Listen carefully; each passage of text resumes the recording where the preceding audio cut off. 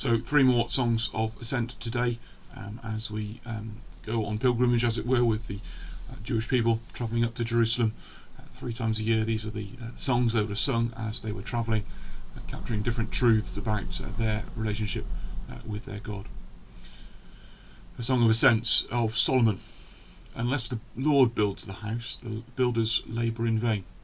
Unless the Lord watches over the city, the guards stand watch in vain.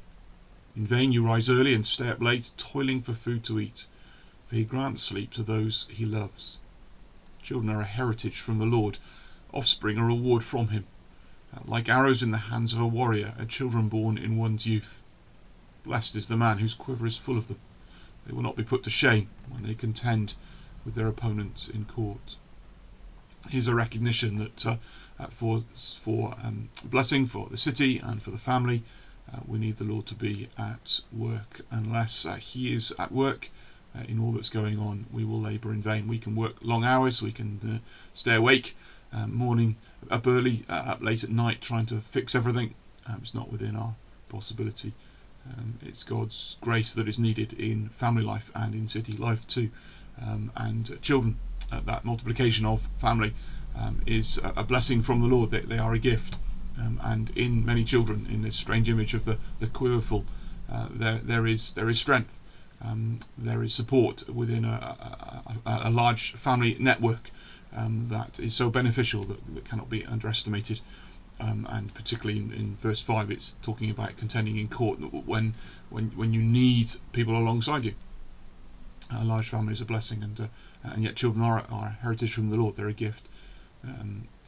There is so much about childbirth that is outside of our control, and is God's kindness and gift to us. And so this whole psalm is a reminder of the need for the Lord to be at work in family life, in city life, and a rejoicing in the good things we have when it does. So that's the first reflection, and therefore obviously we want to be praying for the Lord to be at work, the Lord building our family, our church family particularly, and city life too. A song of ascents. Blessed are all who fear the Lord, who walk in obedience to him. You will eat the fruit of your labour, blessings and prosperity will be yours.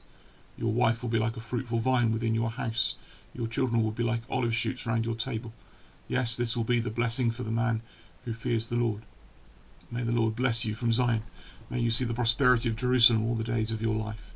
May you live to see your children's children. Peace be on Israel.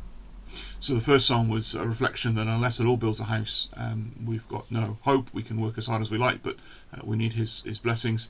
In this second one, there's a picture of the house where the Lord is at work, is blessing, and particularly where someone, the leader of the house, the husband, is fearing the Lord and walking in obedience to him. His wife is fruitful. There are many children, and this is a flourishing family, and this blessing then, may you live to see your children's children. Now this is interesting, isn't it? It's difficult. If a man is godly, his wife will be a fruitful vine. It's in the context of songs like this that you can understand then for Samuel's wife Hannah, for Zechariah's wife Elizabeth, for Abraham's wife Sarah, that their barrenness was a huge problem. This expectation that walking in godliness would lead to a fruitful family. And so while we sing this song with them and recognise God's generous blessing for those who are walking with him, it is not absolute, and in God's providence, sadly, it's not always true. I think for a couple of reasons. Sometimes God will withhold blessing. We see in those particular cases to prove his good hand in special ways. But sometimes it's not true because there's a lack of godliness within the home. The husband may be faithful, or the wife may be faithful, but the other isn't. And sadly, Christian marriages do fall apart. Sadly, Christian homes are not happy places. And we need to be careful with this psalm then as to how we use it.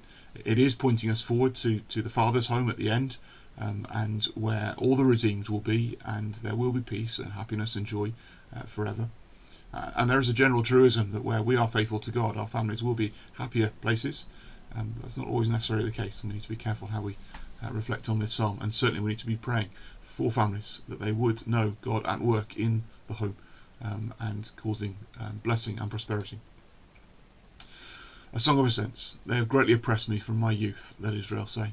They have greatly oppressed me from my youth, but they have not gained the victory over me. Ploughmen have ploughed my back and made their furrows long, but the Lord is righteous. He has cut me free from the cords of the wicked. May all who hate Zion be turned back in shame. May they be like grass on the roof, which withers before it can grow. A reaper cannot fill his hands with it, nor can one who gathers fill his arms. May those who pass by not say to them, the blessing of the Lord be on you. We bless you in the name of the Lord. So here's a move from 2 psalms of experiencing great blessing or acknowledging the need for God's blessing to a psalm where there's been great pain and sadness, greatly oppressed since youth, says Israel. Ploughmen have ploughed my back and made their furrows long. That's a powerful image. Israel, right from its first days, has been oppressed by those around, clearly under Egypt and then Syria and Babylon and all the enemies around. Their history has been one of difficulty and oppression, but the Lord is righteous and has cut them free. And there's this longing then that all those who hate God's people may be turned back in shame, that they would not prosper, that they would not be victorious. Again, a psalm sometimes that's difficult to work through for us. There are those who are persecuting the church, and there's great hatred, and we long that that would be stopped and they would be prevented and turned away from that.